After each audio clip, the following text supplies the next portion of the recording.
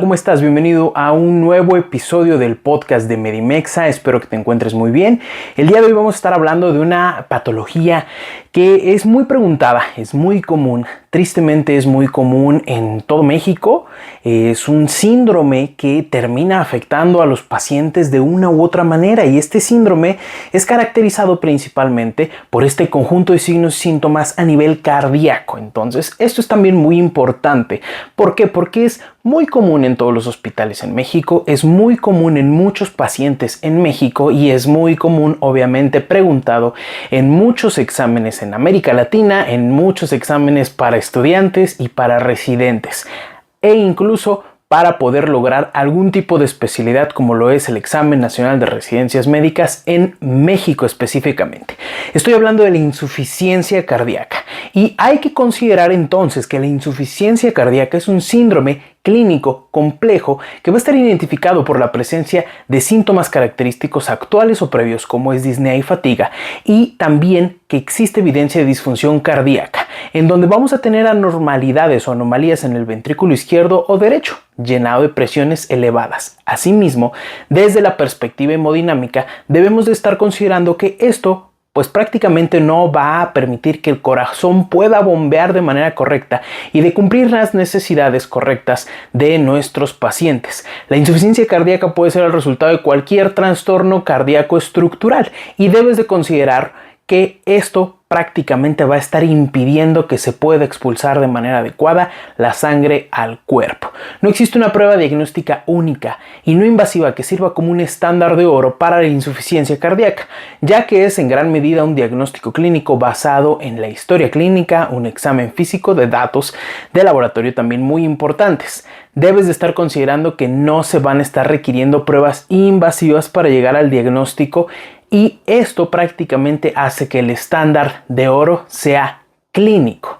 El diagnóstico es clínico y se va a estar limitando prácticamente a síntomas actuales o previos de insuficiencia cardíaca conocidos como estadio C y D, conocidos también por la American College of Cardiology o por la AJA, y va a estar excluyendo a los pacientes en estadio A o con un alto riesgo de insuficiencia cardíaca, pero sin insuficiencia cardíaca estructural. Debes de estar considerando también que la insuficiencia cardíaca o en estadio B, que va a ser la enfermedad cardíaca estructural, pero sin síntomas ni signos de insuficiencia cardíaca. Es muy importante estar considerando un punto fundamental, que la disfunción sistólica o diastólica sintomática son formas de insuficiencia cardíaca en estadio B según la AJA, que no están incluidas en el diagnóstico clínico de insuficiencia cardíaca, pero se asocian con un riesgo de desarrollar insuficiencia cardíaca. Ahora, esta enfermedad también es muy importante porque es causada por una disfunción del ventrículo izquierdo que se va a estar clasificando de acuerdo a la fracción de eyección del ventrículo izquierdo. La FEBI, que se encuentra de 41 a 49%, se considera como una fracción de eyección ligeramente reducida, y esto prácticamente fue un cambio reciente que se hizo en la guía del 2021, si mal no recuerdo. Ahora, también la insuficiencia cardíaca con FEBI por arriba del 50% puede ser causada por insuficiencia cardíaca con fracción de eyección preservada, y así se va a conocer, o bien causada por una miocardiopatía ya sea restrictiva, hipertrófica o que no esté afectando directamente a los ventrículos. Los síntomas con la insuficiencia cardíaca incluyen aquellos que en donde vamos a estar teniendo exceso de líquidos como disnea, ortopnea, edema o dolor por congestión a nivel hepático, y malestar abdominal debido a la distensión, porque pueden llegar a cursar los pacientes con algo que conocemos como ascitis, y aquellos debidos a una reducción del gasto cardíaco como lo es fatiga y debilidad, que es más pronunciada con el esfuerzo. La retención de líquidos, así como la insuficiencia cardíaca, se inicia por la caída del gasto cardíaco, lo que conduce a alteraciones en la función renal, debido en parte a la activación de los sistemas renina, angiotensina, aldosterona.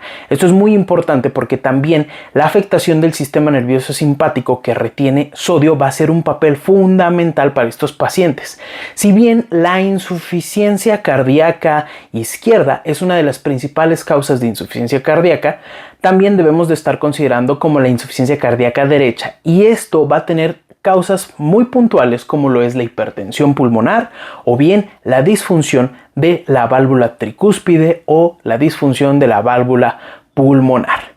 Debes de estar considerando que los ruidos cardíacos adicionales son muy específicos, con un 99% de especificidad, pero tienen una sensibilidad muy baja.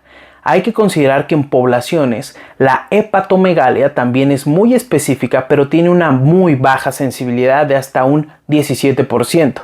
También se ha observado en mayor especificidad que sensibilidad para la cardiomegalia, datos como crepitantes pulmonares, datos como edema con una sensibilidad del 72% y una especificidad del 53% y una presión venosa yugular elevada. Ahora también puedes estar encontrando en estos pacientes algo que es conocido como plétora yugular, que va a ser importante dentro de la exploración física.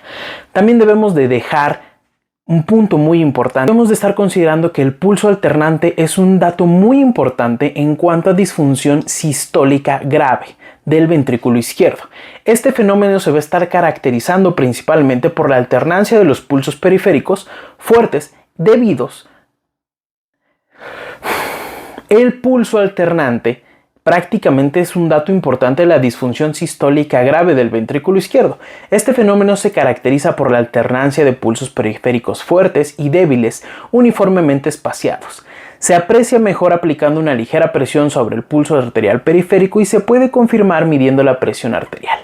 Cuando se libera lentamente la presión del manguito, los sonidos de Korokov de la fase 1 se escuchan inicialmente solo durante latidos fuertes alternos. El pulso alternante también se puede apreciar en una función de la variación de la intensidad del primer ruido de Korokov, y la evaluación de la auscultación de la presión arterial hace que esto sea bastante importante para la insuficiencia cardíaca.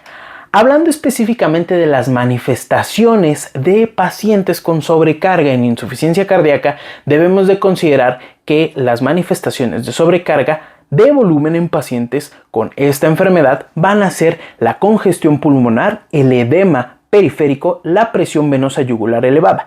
La sobrecarga de volumen con insuficiencia del lado derecho puede ser secundaria a insuficiencia del lado izquierdo, principalmente hipertensión pulmonar o algún tipo de valvulopatía que ya te dije anteriormente.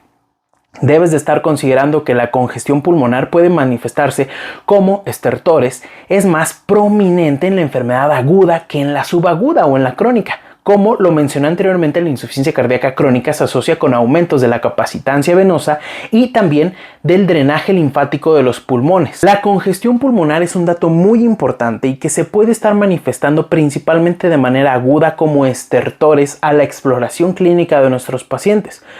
Asimismo, la insuficiencia cardíaca crónica se va a estar asociando con aumento de la capacitancia venosa y del drenaje linfático de los pulmones, alteraciones en la interfaz capilar alveolar que va a estar reduciendo la permeabilidad y el tránsito de líquidos.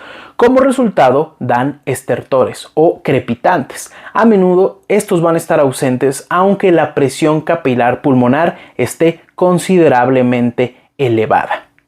La insuficiencia del lado derecho puede manifestarse como edema periférico con edema de las piernas, que es más prominente cuando el paciente ha estado parado o erguido durante mucho tiempo, asimismo como ascitis, edema escrotal, hepatomegalia y esplenomegalia.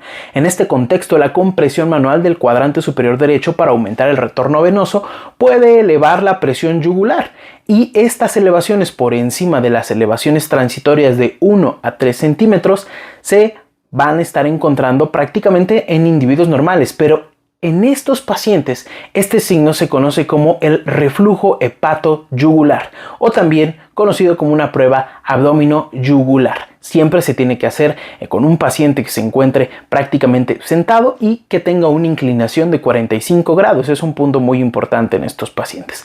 Ahora, suele haber una elevación de la presión venosa yugular si el edema periférico se debe a insuficiencia cardíaca, ya que es la presión intracapilar elevada la responsable del movimiento del líquido hacia el intersticio. Con el paciente sentado a 45 grados, la presión venosa yugular se puede estimar a partir de la altura por encima de la aurícula derecha con las pulsaciones venosas en la vena yugular interna. Otro punto muy importante para estar identificando la insuficiencia cardíaca en cuanto a clínica es un S3 o un tercer ruido. Este se va a estar asociando con presiones auriculares izquierdas superiores a 20 milímetros de mercurio y presiones diastólicas finales del ventrículo izquierdo aumentadas. Esto quiere decir que van a ser mayores a 15 milímetros de mercurio. Sin embargo, existe una variabilidad de los pacientes hacia los médicos que estamos tratando de detectar esto y que pues prácticamente en muchas ocasiones pasa desapercibido. Además, es importante mencionar que en un estudio fonocardiográfico de pacientes sometidos a un cateterismo, un S3 no presentó una sensibilidad adecuada en estos pacientes. Tienes que considerar que también un S3 o un tercer ruido fue altamente específico en los pacientes y cuando se encuentra una concentración elevada del BNP, de esta hormona que se libera cuando tenemos insuficiencia cardíaca. Pero de esto vamos a estar platicando muchísimo más adelante porque el BNP es otra cosa que tenemos que estar revisando por completo. El electrocardiograma es menos predictivo de insuficiencia cardíaca que el péptido natriurético tipo B o BNP, y dentro del BNP tenemos varias variantes como lo puede ser el ProBNP, el NT-proBNP, etc. El electrocardiograma puede mostrar hallazgos que favorecen la presencia de una causa específica de insuficiencia cardíaca y también puede detectar arritmias, cosas muy importantes. En este caso, pues estos pacientes pueden estar presentando arritmias como lo puede ser una fibrilación auricular que aparte va a estar conllevando a que estas mismas alteraciones estructurales del corazón pues esté generando un proceso embólico o trombótico y estos émbolos al final viajen al cerebro y se depositen en arterias cerebrales ya sean medias principalmente y esto genere un evento vascular cerebral. Obviamente pues disminuyendo la capacidad de los pacientes. Esto prácticamente va a estar sugiriendo una enfermedad cardíaca y puede estar causando o exacerbando la misma insuficiencia. Ahora, hablando rapidísimo de los niveles de BNP, el péptido natriurético auricular, pues prácticamente va a estar proporcionando evidencia de que sí hay insuficiencia cardíaca en pacientes con disnea en reposo. El valor predictivo negativo de un nivel plasmático normal de BNP es muy alto. Los niveles de BNP a menudo están elevadamente presentados en un paciente con una insuficiencia cardíaca de fracción de eyección reducida, pero pueden ser normales o incluso prácticamente nulos en un paciente que llegue a presentar una insuficiencia cardíaca de fracción de eyección preservada, aunque esto no ayuda a la exclusión de esta enfermedad. Me refiero a que un paciente que tenga una fracción de eyección preservada y que tenga un BNP normal prácticamente no excluye que tenga insuficiencia cardíaca. Por lo tanto, la presencia de un nivel elevado de BNP aumenta la probabilidad de que haya insuficiencia cardíaca, pero un nivel normal no la excluye para nada, particularmente en pacientes con FEBI normal o que sean obesos. Por el contrario, las elevaciones pueden ser causadas por presiones elevadas del corazón derecho, disfunción renal o enfermedad renal, así como diferentes enfermedades sistémicas. Espero que te haya quedado claro todo esto de insuficiencia cardíaca. Esto prácticamente son las generalidades. Vamos a estar hablando un poquito más en cuanto al diagnóstico específico. Ya te hablé un poquito más de los diagnósticos, pero vamos a estar hablando en otro episodio más de los diagnósticos más específicos y del tratamiento, que es un punto muy importante y que se han venido a sumar muchísimos otros fármacos actualmente para el tratamiento de la insuficiencia cardíaca, algo que seguramente ya has escuchado y si no, que son los 4 fantásticos, y de todos estos fármacos vamos a estar hablando en un episodio más de este podcast. Este podcast lo puedes estar escuchando por medio de Spotify, por medio de Amazon o por medio de cualquier otra plataforma para escuchar podcast y también lo puedes estar viendo acá en YouTube. Te agradecería muchísimo que se lo pudieras compartir a alguno o a muchos de tus amigos y compañeros y nos estamos viendo en el siguiente episodio con un nuevo dato más de insuficiencia cardíaca.